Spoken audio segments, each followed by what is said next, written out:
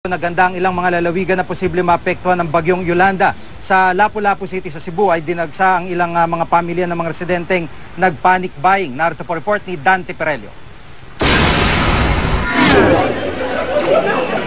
Mistulang holiday rush sa isang malaking supermarket sa Cebu City dahil sa dami ng mga namimili.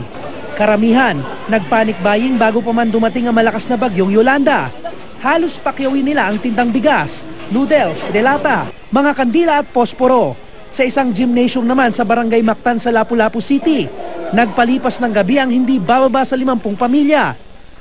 Mayroon ding nagtungo sa mga pampublikong paaralan. Karamihan sa kanila ay galing ng coastal areas at maagang lumikas para makaiwas sa anumang sakuna na posibleng idulot ng bagyo. Kahit hindi pa malakas ang ulan, nagsilikas na rin ang mga residente ng Barangay Isla Verde sa Ormoc City, Leyte.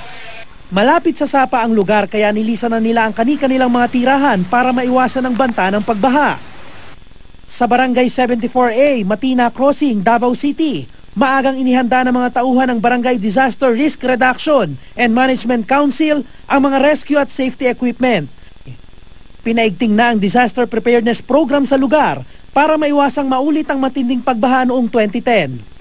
Sa pulong naman ng iba't ibang ahensya ng Region 10, tinukoy ng Mines and Geosciences Bureau ang mga posibleng landslide at flood-prone areas sa Cagayan de Oro City. Inalerto ang mga lugar na maghanda sa posibleng epekto ng bagyo. Naghahanda na rin sa banta ng storm surge ang lalawigan ng Aklan, kabilang ang pamosong isla ng Boracay.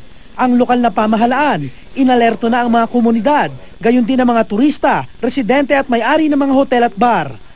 Hinihikayat naman ang mga may planong bumisita sa isla ngayong araw at bukas na ipagpaliban muna ang bakasyon habang masama pa ang panahon. Ramdam din ng masungit na panahon ngayong araw sa Albay. Pabugso-bugsong hangin at malakas na ulan ang nararanasan doon. Sa Bulan Port sa Sursugon, kansilado ang biyahe ng mga barko patungong Ticao Island, Masbate at Samar. Malinis din ang daungan ng Pantalan. Inabisuhan kasi ng Philippine Ports Authority ang mga may-ari ng pampasaherong bangka at barko na idaong sa ligtas na lugar ang mga sasakyang pandagat.